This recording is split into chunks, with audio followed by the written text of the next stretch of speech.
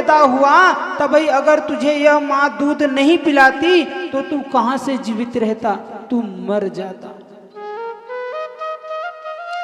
अरे दूध पिलाने तक तो ठीक है, जब तू थोड़ा बड़ा हुआ और ये जिस बाप को तू कहता है कि तुम्हें क्या पता, तुम्हें ज्ञान नहीं है, नया जमाना है, इसी नए जमाने में अगर वो परिश्रम करके तुझे नहीं खिलाता तो भी तू भूखे मर जाता।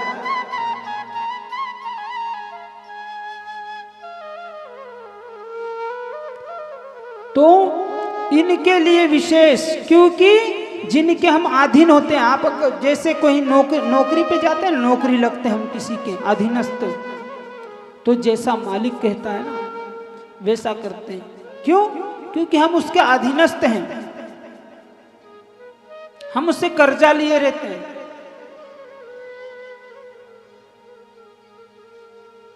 तो आपको इतना इसलिए कह रहा हूं कि आप पे भी इनका कर्ज है, और किसी का कर्ज अगर हमारे ऊपर होता है ना तो ऊंची आवाज में हम उससे बात नहीं करते। ऊंची आवाज में बात तब कर सकते हैं जब सामने वाले का कर्ज चुका देते हैं। तो ये जो हमारे अंदर प्राण है, ये हमारी जिंदगी है, ये हमारे माता पिता की देन है, इन्हीं की अमानत है।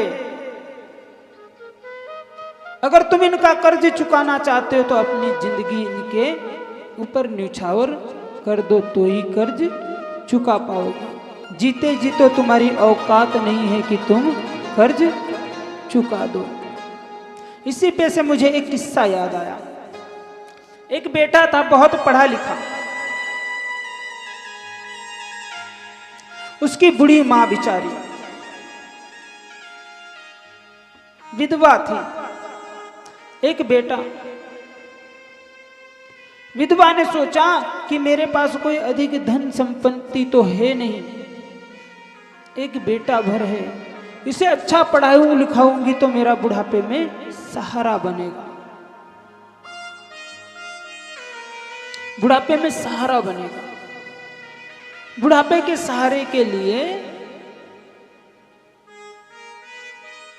वह बुजुर्ग विधवा महिला बहुत परिश्रम करती है और बेटे को खूब पढ़ाती है, लिखाती है।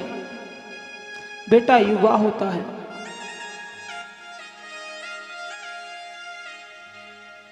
बेटा युवा होता है, पढ़ लिख कर डिग्रियां कर लेता है, उसे बहुत अच्छी नौकरी लग जाती है। नौकरी लगने के बाद विवाह भी हो जाता है। मगर उसकी जो पत्नी आती है ना,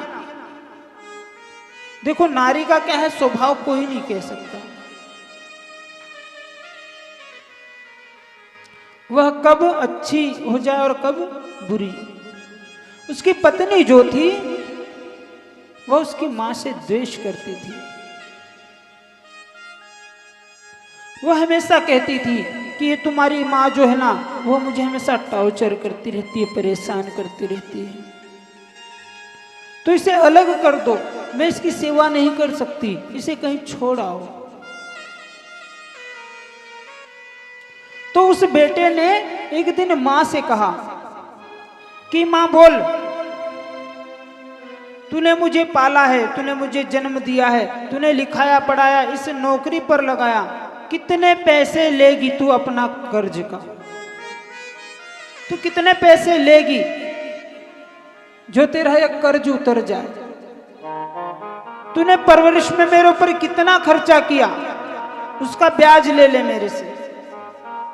मेरी पढ़ाई लिखाई में कितना पैसा लगा है वो मैं तुझे ब्याज सहित देना चाहता हूं।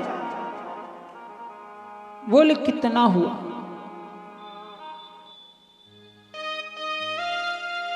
अब बताओ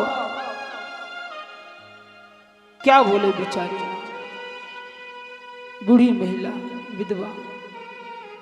बेटा मां को कह रहा है कि तू अपने परवरिश की कीमत ले ले। उस मां ने कहा कि बेटा जो मैंने किया सो किया, मगर तू मेरा कर्ज ही चुकाना चाहता है तो एक काम कर, तू एक रात मेरे कक्ष में सो जा, और मैं जिस पलंग पे सोती हूँ, जिस बिस्तर पर सोती हूँ, तू मेरे साथ उसी पे सोना। अब बेटा बोला, माँ ऐसी कैसी शर्त है? नहीं, यही शर्त है, और रात भर तू मेरे साथ सोएगा, और रात भर के लिए वही करेगा जो मैं कहूंगी। बेटे ने कहा चलो ठीक है। बहुत कड़ाके की गिर रही थी सरकार, और वो हमारे मध्य प्रदेश मालवा की नहीं, वो ठंड उत्तर प्रदेश की थी। चार वस्त्र पहनने के बाद भी इतनी कड़ाके की ठंड लगती है उत्तर प्रदेश में।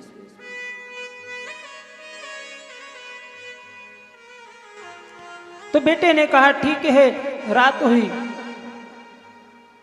भोजन पाया माँ बेटे दोनों ने, और बेटे ने अपनी पत्नी से कहा कि आज मैं अपनी माँ के साथ सोऊंगा जाकर के उन्हीं के कमरे में, और आज के बाद उनका और हमारा हमेशा के लिए खत्म। बहू ने कहा ठीक है। थोड़ी देर हुई, बेटा जैसे ही बेटे को नींद लगने लगी, माँ ने कहा बेटा मुझे प्यास लगी है, पानी लेकर आ। बेटा उठ कर गया, पानी ले आया, माँ को दिया। माँ ने थोड़ा सा पिया, फिर रख दिया। फिर जैसे ही नींद लगने लगी, माँ ने बेटे को आवाज दी, बेटा प्यास लगी है, पानी ला।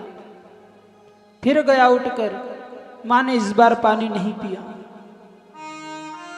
फिर दूसरी बार आवाज लगाई, जैसे नींद लगने लगी। अब वो झल्ला गया कि ए बुढ़िया, पानी पीना नहीं है तो बार बार मंगाती क्यों है?